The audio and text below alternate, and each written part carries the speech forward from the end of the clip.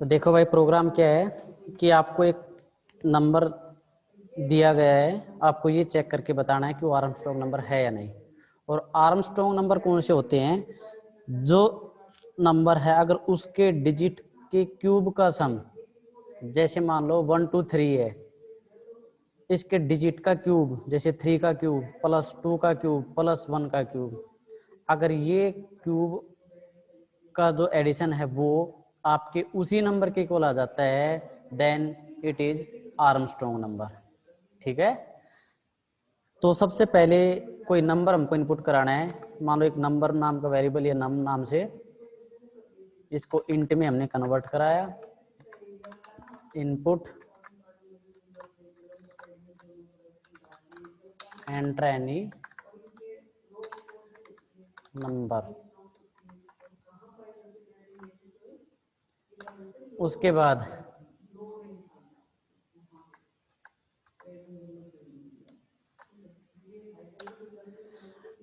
अब उस नंबर को चेक कैसे करेंगे? सबसे पहले जो नंबर आप दोगे उनके डिजिट को अलग करना है सबसे पहले। तो उस नंबर से, जैसे मैंने कहा 123, तो पहले 3 को अलग करो, फिर 2 को अलग करो, फिर 1 को अलग करो। ठीक है ना। तो सबसे पहला काम है इनके डिजिट को अलग करना। और डिजिट को अलग करने के लिए मैंने आपको मेथड बता रखा है। जब किसी नंबर को हम 10 से डिवाइड करते हैं तो उसका मॉडुलस हमेशा लास्ट वाला डिजिट होता है। तो इसी तरह से एक एक करके हम उसके डिजिट को उस नंबर से अलग करते रहेंगे और साथ साथ उसका क्यूब और एडिशन भी करते रहेंगे। ठीक है। तो यहाँ पे जैसे मैंने एक वेरिएबल लिया, जैसे a इक्वल टू 1, एक वेरिएबल लिया जिसमें हम ऐड करेंगे क्यूब का सम इक्वल टू 0। उसके बाद हमने एक लूप चलाया वाइल, जब तक जो a की वैल्यू है वो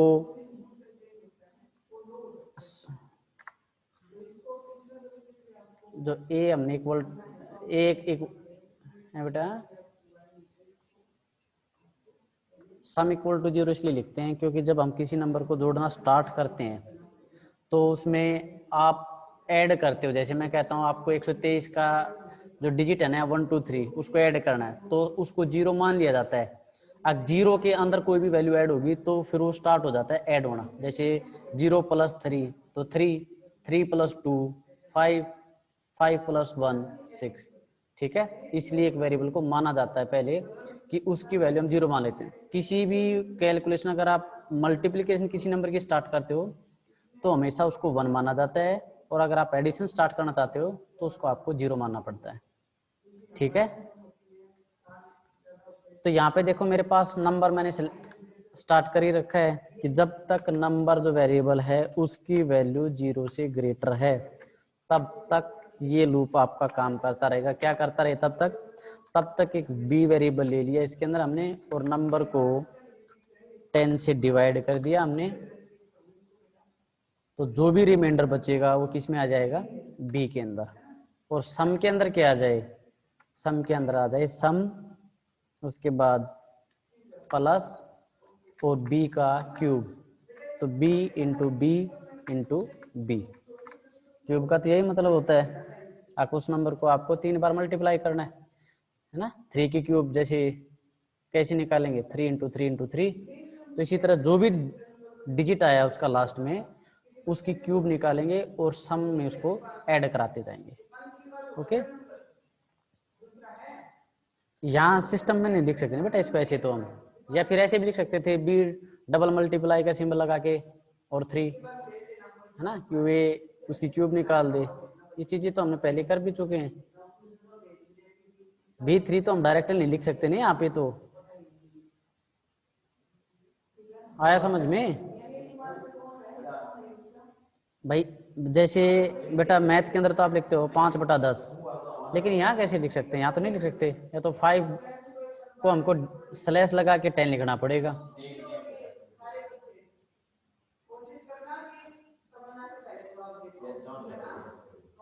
और ऐसा ही होता है। उसके बाद जो नंबर हमारा था उसको हम क्या करते हैं? डिवाइड करते हैं किससे? 10 से। उसके बाद जब हम लूप से बाहर निकलते हैं, और बाहर निकलते हैं तो आपको पता है इस लेवल से हम बाहर आएंगे। जब लूप से बाहर निकलेंगे हम, तब मैच कराते हैं। इफ अगर जो हमारा सम नाम का वेरिएबल है, इसके अंदर जो भी एडिशन आया है वो इक्वल हो किसके, अब हम नंबर के इक्वल तो कर नहीं सकते, क्या आपको पता है नंबर तो हर बार 10 से भाग होगा तो नंबर तो लास्ट में 0 ही आएगा। तो इसके लिए हमने क्या किया था, जब हमने नंबर जैसे इंटर कराया था ना, तो उसकी एक कॉपी करा ली थी हमने। जैसे एक ए वेरिएबल ले लिया और इसके अंदर हमने क्या कर लिया, नम। अब नम पे तो हम काम कर रहे हैं, उस जब वो नम 0 होगा तो हम बाहर निकलेंगे, और ए के अंदर उसकी डुप्लीकेट वैल्यू पड़ी रहेगी। तो ए तो हमने कहीं चेंज नहीं किया ना अभी तक। जब लास्ट में हम चेक कराएंगे तो हम इसको ए के साथ चेक करा लेंगे, क्योंकि ए के अंदर जो नंबर की ओरिजिनल वैल्यू थी जो हमने फर्स्ट टाइम पे पुट कराई थी, वो वैल्यू है ए के पास, और सम के पास जो अभी कैलकुलेशन हो किया है। अगर मान लो दोनों इक्वल तो हो गए, तो क्या प्रिंट करा दे, number is Armstrong, then print number is Armstrong. ठीक है, और नहीं तो क्या प्रिंट करा दे, एल्स, नहीं तो प्रिंट करा दे number is not Armstrong. Okay, program को सेव किया,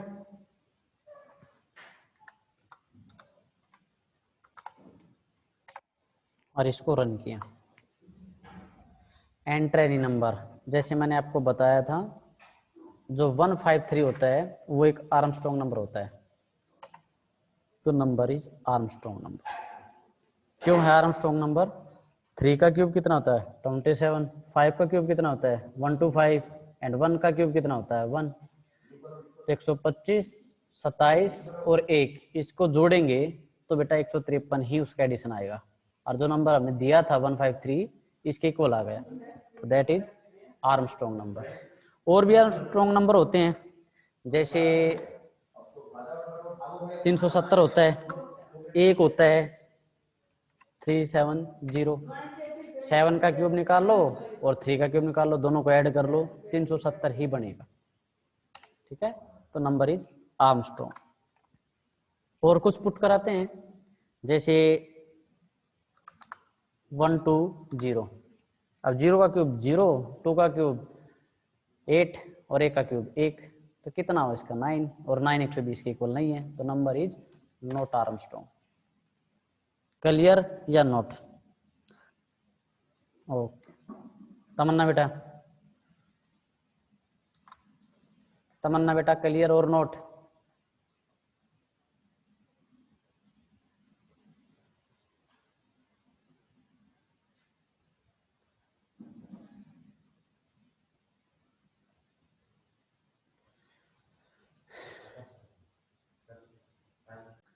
तो कोई ऐसा प्रोग्राम भी हो सकता है जिससे हमको ये पता लग जाए कि 1 से लेकर 1000 तक मेरे को ये पता करना है, 1 से लेकर 1000 तक कौन सा नंबर आर्मस्ट्रॉन्ग है, वो प्रिंट हो जाए ताकि हम प्रूव करके देख सकें, है ना। तो बेटा इसमें देखो 2 चीजें हैं जो आपको थोड़ी सी समझनी है। सबसे पहली चीज, अब यहाँ पे आपको कोई नंबर गिवन नहीं है, आपको खुद देखना कहाँ से 1 से लेकर कहाँ तक 1000 तक, तो मतलब आपको एक तो नंबर वो लेना है जिसको आप चेक करोगे, जैसे पहले 1 को चेक करोगे, फिर 2 को चेक करोगे, फिर 3 को, 10 को, 20 को, 50 को, 100 को, सबको चेक करोगे ना कि आर्मस्ट्रॉन्ग है या नहीं है। तो बेटा एक लूप तो इसके लिए चल गया 1 से लेकर 1000 तक। दूसरा लूप जिसके थ्रू हम उसको डिवाइड कर करके देखेंगे, भाई जैसे 1 से स्टार्ट हुआ, 1 को 1 से डिवाइड करेंगे, उसके बाद 2 को चेक करेंगे, 1 से डिवाइड करके देखेंगे, 2 से चेक कर डिवाइड करके देखेंगे, फिर 3 को 1 से चेक करके देखेंगे, 2 से चेक करके देखेंगे, 3 से चेक करके देखेंगे। मतलब दूसरा जो लूप है वो पहले पे डिपेंड है, वहां तक जहां तक वो लूप हो। ठीक है, तो इसको चलो हम 4 से करके देख लेते हैं, होने को तो इससे भी हो जाएगा, इससे थोड़ा सा बढ़ेगा और फोर लूप में थोड़ा सा इजी हो जाएगा। चलो, तो यहाँ पे मैंने क्या किया, एक लूप लिया फोर, एक वेरिएबल ले लिया के, इसके अंदर क्या आ जाए, के इन रेंज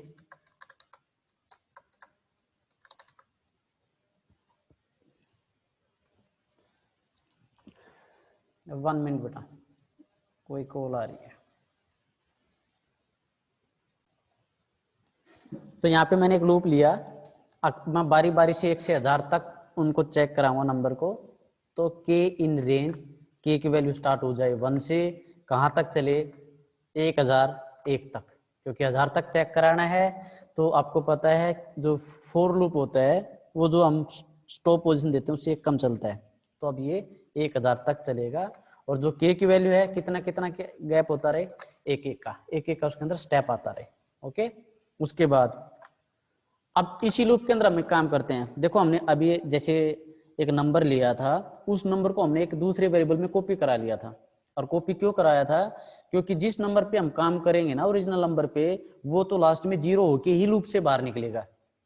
विदाउट उसके बाहर निकले वो सॉरी, जब तक वो 0 नहीं होगा वो बाहर ही नहीं निकलेगा। तो हम क्या करते हैं, उसी टाइम पे एक वेरिएबल लेके उसकी एक डुप्लीकेट कॉपी करा लेते हैं। अब भाई जो के की वैल्यू ए में भी आ जाए, अब के पे हम काम करेंगे और के हमेशा 0 ही होगा, तभी तो बाहर निकलेगा वो। तो यहाँ पे हम क्या करते हैं, यहाँ पे हमने एक लूप चलाया फोर जे इन रेंज, भाई जे कहाँ से स्टार्ट हो, अब हर वैल्यू को चाहे कितनी भी हो, 1 से स्टार्ट करोगे ना, तो 1 से स्टार्ट हो जाए, कहाँ तक चले, जहां तक के हो, ठीक है ना, के तक चले हो, और गैप एक एक का उसके अंदर इंक्रीमेंट होता रहे। ओके,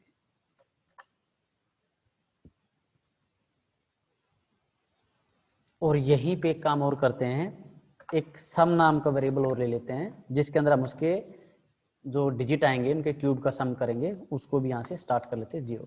अब ये चीज ध्यान रखिए बेटा, मैंने सम जो वेरिएबल है 0 वो के लूप के अंदर लिया है, तो मतलब जब भी के की वैल्यू बढ़ेगी तो उसके साथ में क्या क्या रिफ्रेश हो जाएगा, एक तो ए, हमेशा अगर के की वैल्यू 1 होगी तो ए में 1 आएगा, 2 होगी तो 2 आएगा, 3 होगी 3 आएगा, और सब में हमेशा 0 हो जाएगा। कब, जब हमारा दूसरा लूप क्लोज होके पहले पे वापस इंक्रीमेंट के लिए जाएगा तब। तो इस लूप के अंदर क्या, हाँ जी बोलिए बेटा। देखो जब भी हम लूप को स्टार्ट करते हैं 1 से स्टार्ट होगा, कंडीशन चेक करेगा 1001 से छोटी है तो लूप मतलब ट्रू होगी ना कंडीशन, तो ट्रू होगी तो क्या करते हैं कि जिस टाइम पे हम लूप चला रहे हैं, जब इस लूप के अंदर हम आए हैं, तो ए के अंदर क्या होता है, जो के फिलहाल, क्योंकि के की वैल्यू तो हमेशा बढ़ती घटती रहेगी ना, और के की वैल्यू के अंदर तो इंक्रीमेंट होता रहेगा ना, एक एक का तो होना है, और बाकी इस पे हम काम भी करेंगे।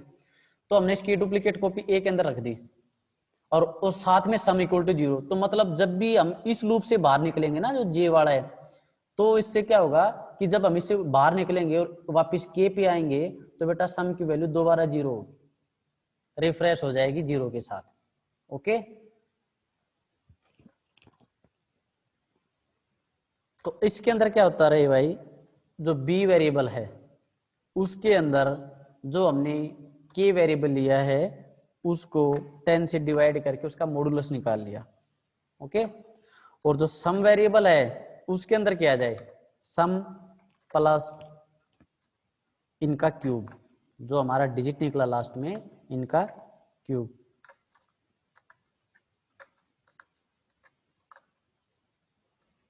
और के कितना हो जाए, के इक्वल टू के, और जो इसका भागफल जो भी आता है 10 से भाग करने के बाद वो आ जाए के अंदर।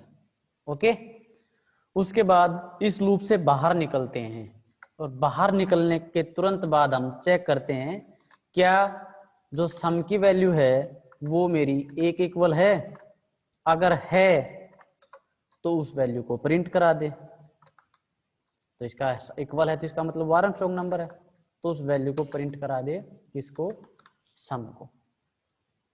ओके,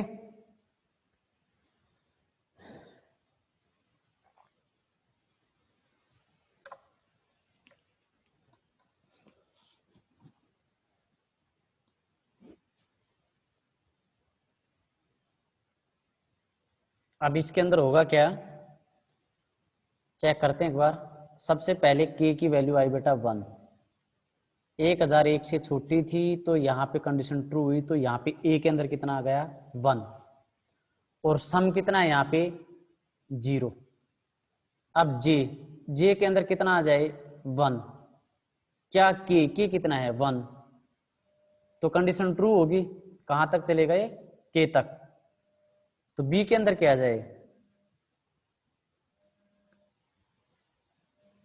बी के अंदर उसका जो रिमाइंडर 10 से भाग करेंगे तो रिमाइंडर खुद कितना बचेगा, खुद 1 बचेगा। और सम के अंदर क्या है 0, और बी कितना है 1, तो 1 इंटू 1 इंटू 1, 1 इंटू 1 इंटू 1 कितना आया 1। और के के अंदर क्या आ जाए, जब के को हमने 10 से भाग किया वो आ जाए, क्या आएगा 0। तो के की वैल्यू कितनी होगी 0। अब यहाँ पे इंक्रीमेंट होगा और के की वैल्यू 1 ही है अभी तक, तो यहाँ जे 2 हो जाएगा, तो कंडीशन फॉल्स हो जाएगी। फॉल्स होगा तो बाहर आएगा, बाहर आया तो चेक किया इसने किसको, सम को, और सम को चेक किया तो यहाँ पे दोनों को वैल्यू जो है इक्वल मिलेगी इसको, और इक्वल मिली तो भाई इसने प्रिंट करा देगा सम, क्योंकि इस ए भी 1 है और सम भी 1 है। इस लूप में प्रॉब्लम हो सकती है भाई, क्योंकि ये लूप चलेगा नहीं, के तक चलेगा। एक बार देखते हैं बेटा करके इसको, नहीं तो ये वाइल से ही करना पड़ेगा, सेकंड लूप वाइल का ही चलाना पड़ेगा इसके अंदर। और इसके अंदर एक प्रॉब्लम ये भी आएगी ना कि के की वैल्यू तो 0 हो जाएगी, बाहर निकलेगा तब तो 0 1 ही रहेगी इसका मतलब। तो नहीं होगा भाई, ये प्रोग्राम मुश्किल है, शायद रन नहीं होगा ये। हो गया, ये आराम स्ट्रॉन्ग नंबर होते हैं भाई। 153 है, 370 है, 371 है, 407 है, इनको देख लियो एक बार निकाल के भी। अब क्योंकि 7 के क्यूब हमको पता नहीं कितनी होती है, और निकालनी पड़ेगी। 7 7 49, 49 को 7 से मल्टीप्लाई करेंगे, उसका जो भी होती है, चलो बट बहुत अच्छी बात है। 4343 हो गया फिर तो। और 3 का क्यूब कितना होता है 27, 27 होता है ना, तो 343 में 27 जोड़ दो, यही होता होगा 370 ही आता होगा फिर। एक मिनट भाई, स्टेटमेंट पे मेरे को एक बार फिर से रीड करने दो। की वैल्यू 1 हुई, उसके बाद ए में चला गया कि चलो ठीक है सम 0 हुआ, जे की वैल्यू 1 हुई, के तक चलेगी, के कितना है 1, तो कंडीशन ट्रू होगी, अंदर आया 1 हुआ, और 1 होने के बाद उसको डिवाइड किया, खुद मॉडुलस आ गया, उसके बाद सम 0 प्लस 1 हुआ, और के अंदर आ गया 0।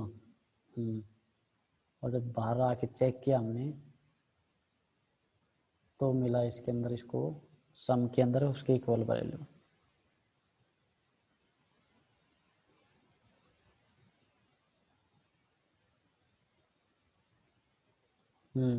ठीक है भाई।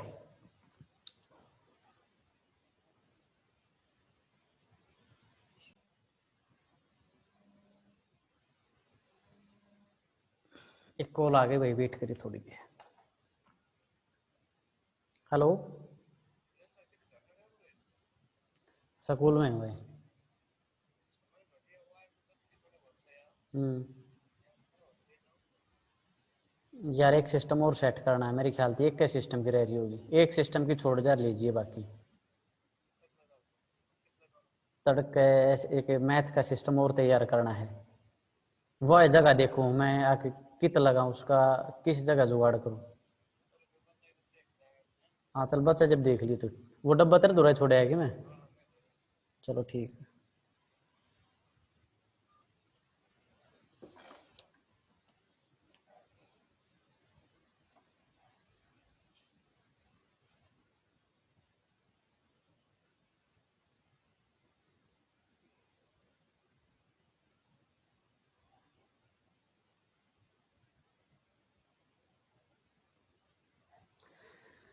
तो भाई अगर मान लो जे की वैल्यू 1 हो या के की वैल्यू 1 हो या के की वैल्यू 7 हो या जे की वैल्यू 7 हो तो ही वो स्टार प्रिंट करे, नहीं तो नहीं।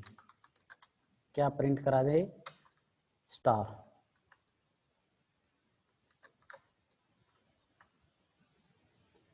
और स्टार के साथ एक काम करे, वो स्टार से पहले एक स्पेस दे दे, एक स्पेस प्रिंट करा दे और साथ में स्टार प्रिंट करा दे। और नहीं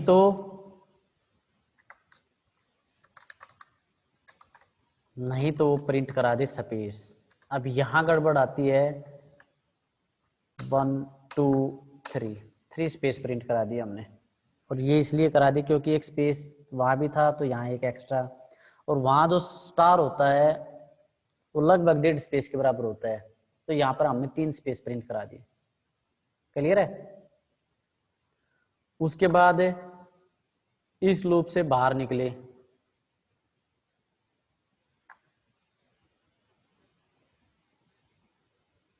और इस लूप से बाहर निकलने के बाद वो प्रिंट करा दे कुछ भी नहीं, या तो ब्लैंक छोड़ दो, नहीं तो बैक स्लैश एन कर सकते हो। प्रिंट का मतलब अगर खाली छोड़ दिया तो आपको पता है वो नेक्स्ट लाइन पे करता रहता है।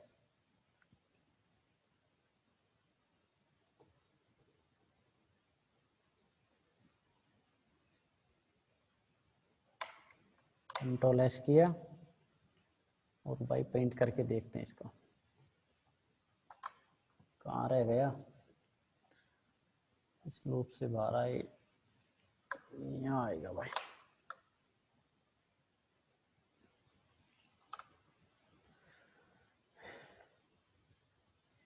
की वैल्यू स्टार्टिंग में 1, कंडीशन ट्रू हुई तो जे के अंदर, हाँ जी बिल्कुल बिल्कुल बिल्कुल बिल्कुल भाई, यू आर राइट।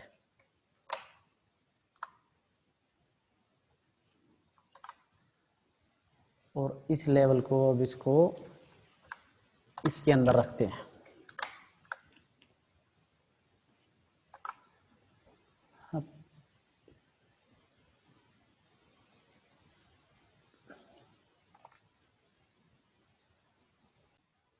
करो नोट डाउन इसको एक बार।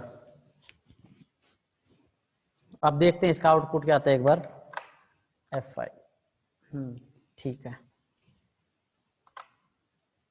नोट करो इसको। आपका होमवर्क क्या है? आपको स्क्वायर जो प्रोग्राम है, जो है ये हमारा सेम कोडिंग है, इसी कोडिंग के अंदर आपको थोड़ा सा और ऐड करना है ताकि उस स्क्वायर के अंदर क्रॉस आ जाए। एक लाइन तो हमने लगा दी, आपको क्रॉस और इसके अंदर शो कराना है। ठीक है, इसके अंदर आपको एक लाइन जो आई है हमारी, जो लास्ट से लेकर फर्स्ट तक चलेगी, वो लाइन आपको इसके अंदर ऐड करानी है। ओके, तो आज की क्लास में बस इतना ही।